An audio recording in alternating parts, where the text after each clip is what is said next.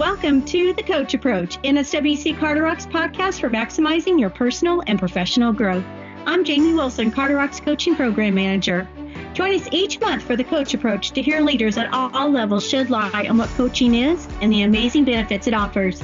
Listen as they share their personal testimonies about how partnering with a coach was transformational by using self-reflection to discover hidden talents, higher potential, and even obstacles that once prevented their forward movement. So whether you're ready to go to the next level, seeking a promotion, or want more self-confidence, the Coach Approach is the right place for you. Joining us today is Melissa Pagar. Melissa currently serves as the Department of Defense Coaching Program Manager. She will be talking about DOD coaching and wherever else that takes us today, as well as how coaching has personally impacted her. Melissa, thank you so much for taking time to share with us today. We know how busy you are. You wear a lot of hats, and we just really appreciate you being here. Thank you, Jamie. I'm happy to be here. What do you think about starting off with sharing your personal testimony about how coaching has impacted you? Yeah, thank you. I think coaching has really impacted me in several different ways. So I think what I would really kind of want to do is, and it is very personal, talk about how coaching first impacted me. I started my coaching journey in 2020, and at that time, my daughter and I weren't necessarily getting along as well as I had hoped, and she had hoped as well. And I think that just the skills that I was learning in terms of what it meant to be a coach and be a coach and do as a coach, right? I think that what I gained was that ability to really look at her from a different perspective, that there's not always one way to get somewhere or to accomplish something. And the way to do that is through curiosity. So I had to really put myself in a place where I was just curious. And one quote that a guest facilitator mentioned probably about last year this time that has always stuck with me is, talk to someone as if you might be wrong. And that just really changes the whole conversation. And so, there's that curiosity piece, there's different perspectives piece, but another piece of that kind of always sticks with me too is giving grace, but that's in terms of relationships. Yeah. But not just to yourself, but to others as well.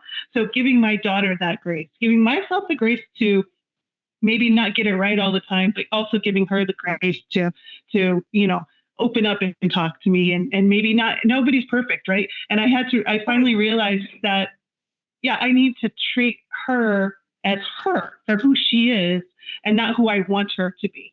So, very wise. Yeah. Well, it was a process, and that's another thing too that kind of always sticks with me nowadays. Is you always have to trust the process, right? If you have good intentions, the process will take you along to get you to where you need to be. That's great. I love that. So after using that, using those techniques and being curious, how long did it take to see a difference in your relationship? It was almost immediate. I can still remember the conversation that she had, or we had, and I just allowed her to speak her truth. And I asked a lot of questions, and I didn't, there was no judgment. As a mom, a lot of times, like you said, or like I mentioned, you want your children to grow up and be X or be Y, or right. Z or whatever. But they're their own people, and we have to respect them for that. So really, it was almost immediate, because she was ready. I remember she was ready for a fight,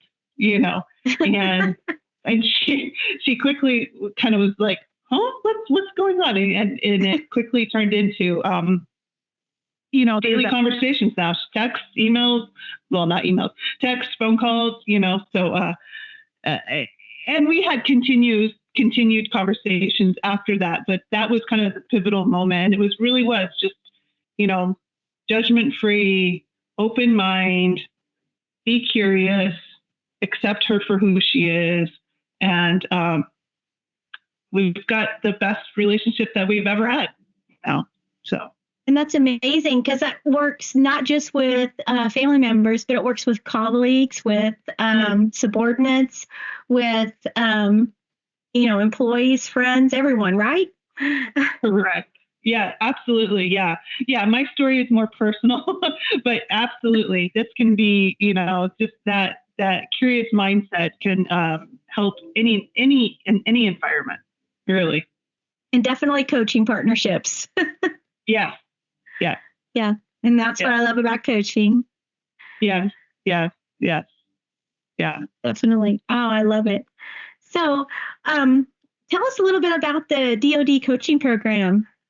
There's so I have been the DOD Coaching Program Manager for about, I think, 16 months now. I just recently counted. And I am so fortunate to be here, to be a part of this. I pinch myself every single day because I feel like I'm not working. And in fact, maybe I am working.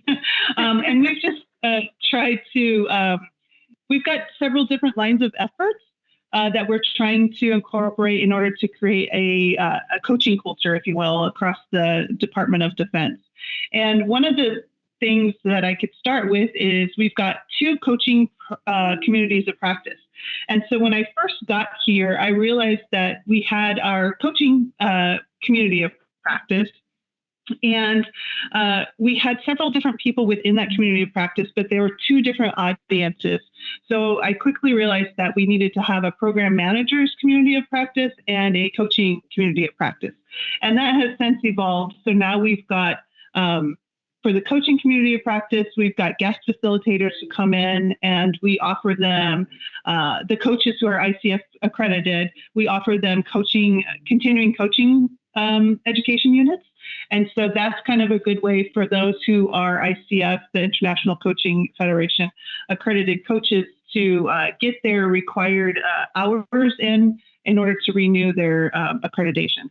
The program managers community of practice is a great way to provide information to the community or to the program managers so that they can then disseminate it across the enterprise, the DoD enterprise. We're also actively working with coach training programs. This year, or 2025, we will be offering 5 different coach training programs. One is the OPM Federal Internal Coach Training Program. We've got slots available to send future coaches in training to. We also have a partnership with the Defense Acquisition University. They offer 3 cohorts per year. And so we will be sending around 5 to 6 DOD applicants to the DOD coach training. And then finally, we are going to launch our very first DOD coach training program, which will be a pilot, and that will be this March. So we're very excited about that. We also, yes, go ahead. I apologize. Oh, no, I'm just saying, yes, I'm very excited. I'm agreeing with you. Yeah. Another thing that we're doing is working on our strategic communications and data analytics. We're working on a coach-client matching tool so that our coaches can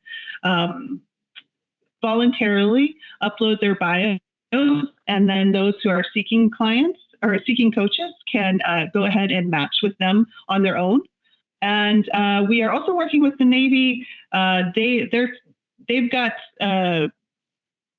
but they've got the lead on this for sure. But we are working with the Navy on coaching skills for leaders. And so that's kind of what we're doing in a nutshell. I'm sure there's much more, but that's all I can think of off the top of my head. It's a lot, and you've done a lot since you've been here. Just in the 16-month time frame.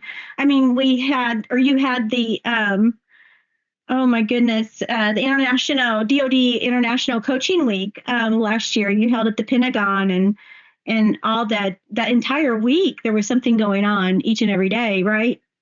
That's right. Yeah. Right. And then with the schools and getting all of this together, that's been quite a feat in just a short amount of time. Well, thank you. I do it for the coaches and I do it for all of DOD. We know. Yeah, for sure. So that is absolutely, you have definitely have the heart for people. And I love that about you. Definitely love working with you for sure. Same here. Thank you. With that said, what do you foresee in the future with DOD coaching? Yeah. I think that ideally, I would love for DOD coaching to have its own place and have its own office, if you will, be centrally funded. Ultimately, I know we would have to work with OPM, of course, but I would love to see a coaching job series. Oh, me too. Yeah. I may work till I'm 80 if we have that. But yeah, that's the big goal, the big ultimate goal. But there's so much more we can do in between as well. Right. I love it. I love your vision. So, well, with that being said, is there anything else you'd like to talk about today? Well, I just want to thank you for asking me to do this podcast with you. I appreciate your trust in me and willingness to listen. And I'm very excited, like you said, to work with you and all the other coaches out there. And I'm just proud to be DOD strong.